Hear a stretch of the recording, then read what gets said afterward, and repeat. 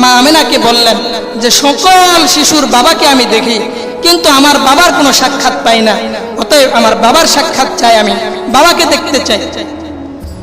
আব্দুল মুত্তালিবকে বলা হলো। Abdul Muttalib মা আমেনাকে বললেন, উম্মে আইমান একজন দাসী, তাকে নিয়ে তুমি আব্দুল্লাহর কবরটা দেখায় নিয়ে আসো। এখানেই হলো বিষয় মুসলমান। আব্দুল্লাহর কবর দেখানোর জন্য যখন নিয়ে গেলেন মা আমেনা এবং সাথে ছিল উম্মে আইমান, রাসূল করিম সাল্লাল্লাহু আলাইহি ওয়াসাল্লামকে আব্দুল্লাহর কবরের পাশে গিয়ে বলা হলো, এটাই তোমার বাবার কবর, এটাই তোমার বাবার কবর।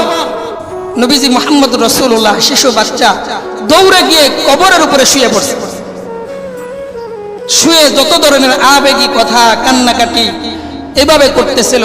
তাফসীর আল বিদায়া ওয়ান নিহায়ার ভিতরে লিখেছে মুসলমান, কিন্তু ওই সময়ে যদি নবী মুহাম্মদ রাসূলুল্লাহকে ফেরেশতার মাধ্যমে কন্ট্রোল না করা হতো, তাহলে হয়তো আল্লাহ তাআলা আব্দুল্লাহকে সাথে সাথে জিন্দা করে দিতেন, শুধুমাত্র তার ছেলে মুহাম্মদকে একটু বুকে জড়ায় নেওয়ার জন্য।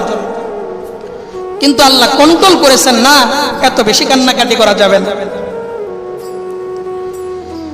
নবীজি মুহাম্মদ রাসূলুল্লাহ সাল্লাল্লাহু আলাইহি ওয়াসাল্লাম বাবার কবর জিয়ারত করে যখন চলে আসতেছিলেন, আসার পরে একটা জায়গায় আবুয়া নামক একটা জায়গায় পর্যন্ত পৌঁছলেন। আবুয়া নামক জায়গা পর্যন্ত পৌঁছার পরে রাত্রি যখন হয়ে গেছে, তখন মা আমেনার উনিও দুনিয়া থেকে বিদায় হয়ে যাবেন, বুঝতে পেরেছেন আমার আর দুনিয়াতে থাকার সময় নাই, সময় হয়ে গেছে, দুনিয়া থেকে চলে যেতে হবে। এই জন্য শিশু মুহাম্মদের রাত্রে, গভীর রাত্রে কুলের ভিতরে ঘুমাইছেন শিশু মুহাম্মদ।